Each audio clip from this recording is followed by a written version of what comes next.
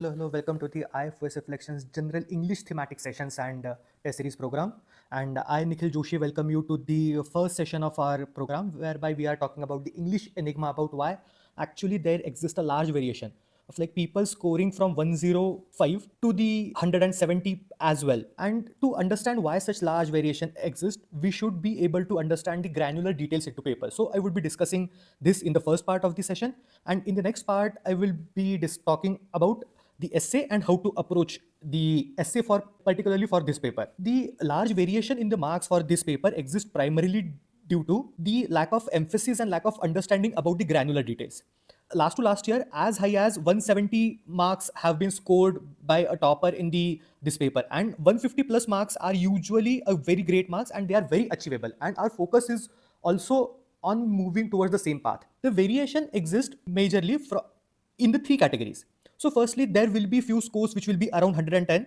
The second bucket would be of around the scores of 130, 135, and another bucket would be of score 150 plus. The common trait among those who score very less marks is that they misunderstood the demand of essay. I'm not saying demand from the perspective of what topic is, because the topic is fairly simpler and understandable, but when I say demand, I mean what the paper demands from the answering of the essay.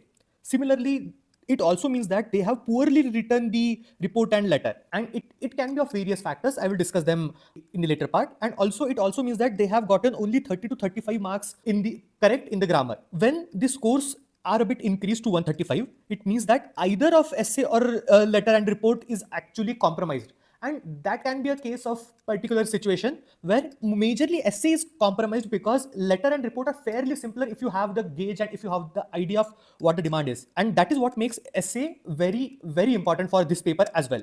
And when there are scores of 150 plus, it means that both essays, section and report and letter essay is well understood, and also it means that grammar is also correct up to the extent of 42 to 43.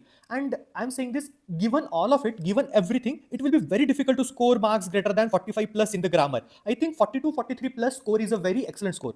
So you can say that the difference between 110 and 140 is of the 40 marks, but the difference between grammar is only of 10 to 12 marks. So I want to emphasize again, which I talked in the introductory session, the importance of report, letter and essay, which will be focus of our program here.